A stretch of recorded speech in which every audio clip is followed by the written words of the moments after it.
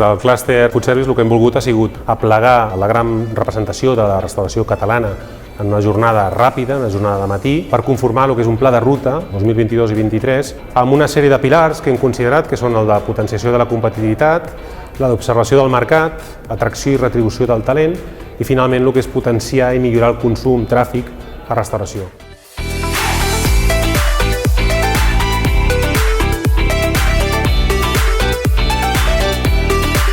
Hem portat una sèrie de ponents que han ajudat a obrir la ment,